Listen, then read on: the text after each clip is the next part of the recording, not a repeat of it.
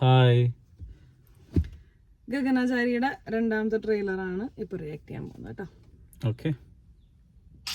IGP ഇന്റർഗാലക്റ്റിക് portal ഇതിന്റെ ലെവിറ്റേഷന് യാതൊരു പ്രൊപ്പൽഷന്റെ ആവശ്യമില്ല.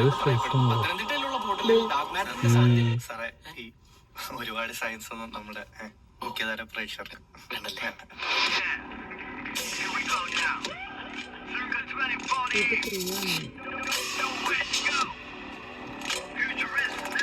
എന്താല്ലേ നമ്മളൊക്കെ ഏലിയൻസ് ആണ് പോലും.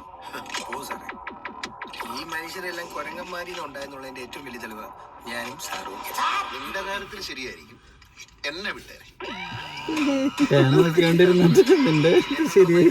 നമ്മള് റഫായിട്ടുള്ള ആളെയാണ് സാർ മനസ്സിൽ കണ്ടത്. എക്സ്ക്യൂസ് മീ, കളരിപ്പയറ്റിൽ എന്റെ ചില മൂവ്സ് നാഷണൽ ലെവലിൽ ഡിസ്കസ് ചെയ്യപ്പെട്ടിട്ടുണ്ട്. ഞാനായിട്ട് മറക്കാൻ ആഗ്രഹിക്കുന്ന ഒരു രൂപത്തെയാണ് നിങ്ങളിപ്പോ ഓർമ്മപ്പെടുത്താൻ ശ്രമിക്കുന്നത്. ഉഗ്രരൂപിയായ ഒരു സത്യം, 16 അടി പൊക്കം, കണ്ടാൽ അറയ്ക്കുന്ന വികൃത രൂപം.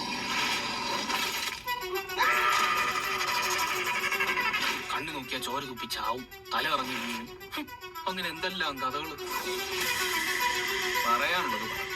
സൂക്ഷിച്ചാൽ നിനക്കൊക്കെ കൊള്ളാം.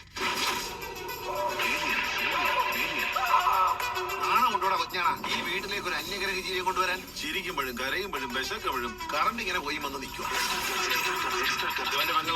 സാറിന്റെ മകള. ഒരു മനുഷ്യനും അന്യഗ്രഹ ജീവിയും തമ്മിൽ കല്യാണം കഴിച്ചതായി എന്തെങ്കിലും സംഭവം ഉണ്ടായിരുന്നു? കയറി വരുന്നുണ്ട്.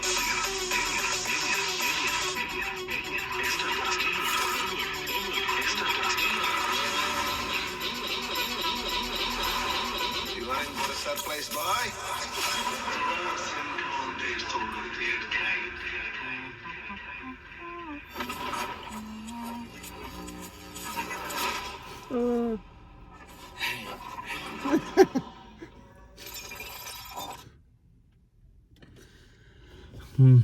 വീണ്ടും ഒന്നും കൂടെ നമുക്ക് സിനിമ കാണാൻ തോന്നിപ്പിക്കുന്ന ഒരു ട്രെയിലർ ആയിരുന്നു. കിട്ടില്ല വിഷ്വൽസ് അല്ലെ, ഇതുവരെ കാണാത്ത ഒരു തരത്തിലുള്ള വിഷ്വൽസ്. ഈ ഫ്രെയിമിന്റെ റേഷ്യോ റേറ്റ് ഒക്കെ കുറച്ചപ്പോഴേ നമുക്ക് കുറച്ചും കൂടി ആ ഒരു മോക്കി ഫിക്ഷൻ പരിപാടികളിന്റെ ഒരു ഫീല് നമുക്ക് നന്നായിട്ട് കിട്ടുന്നുണ്ട്. പിന്നെ അങ്ങനെ ഈ വിഷ്വൽ കൂടുതലും മറ്റേ ഏലിയനെ കല്യാണം കഴിക്കുമ്പോ ഉണ്ടാവുന്ന ഒരു കാര്യങ്ങളൊക്കെ അതിന്റെ ഉള്ളിൽ കുറച്ചും കൂടി സ്റ്റോറി. എനിക്ക് സിനിമാറ്റോഗ്രാഫിനെ പറ്റിയാണ് ഇതിൽ കൂടുതലും തോന്നി. പിന്നെ എഡിറ്റിംഗ്, മ്യൂസിക്കും അടിപൊളിയാണ്. ശങ്കർ ശർമ്മ എനിക്ക് പരിചയമുള്ള ആളാണ്. നല്ല കുറേ നാളായിട്ട് ഇപ്പം രഞ്ജിത്ത് ശങ്കറിന്റെ ഒരു പടത്തിലൊക്കെ മ്യൂസിക് ചെയ്തിട്ടുണ്ടായിരുന്നു. നമ്മുടെ ജയ് ഗണേഷിന്റെ മ്യൂസിക് ഡയറക്ടർ ആളാണ്. അടിപൊളി മ്യൂസിക്. DI എന്ത് രസം, കളർഫുൾ ആയിട്ടിരിക്കണം, ഭയങ്കര കളറായിട്ട്. അതെ, ടോട്ടലി ഒരു പുതുമയുണ്ട്, ഭയങ്കര ഫ്രഷ് ഫീൽ ഉണ്ട് അല്ലെ, വളരെ ഫ്രഷ് ഫീൽ ഉണ്ട് മൊത്തത്തില്.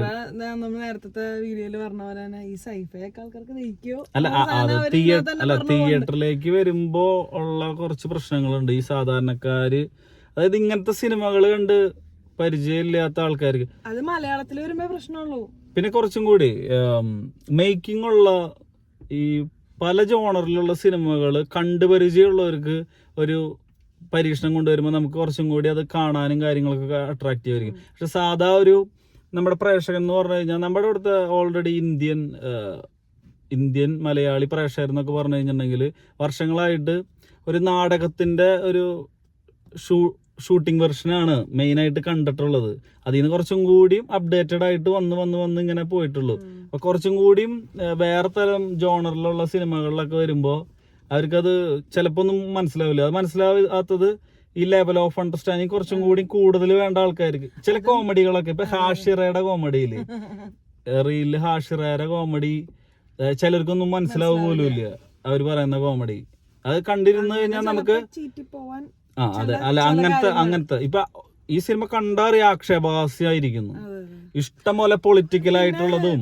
ഇവര് ഈ 2043 പറയണത് കളരിപ്പയറ്റും അല്ല അതാ പറഞ്ഞേ അതാ പറഞ്ഞ ആ മലയാളിയുടെ എല്ലാ തരത്തിലുള്ള പൊട്ടത്തരവും ഏത് കാലം പോയി കഴിഞ്ഞാലും മാറില്ല എന്നുള്ളതിന്റെ ഭയങ്കര ഒരു സാധനം ഈ സിനിമയിൽ പറഞ്ഞോണ്ടിരിക്കുന്നുണ്ട്.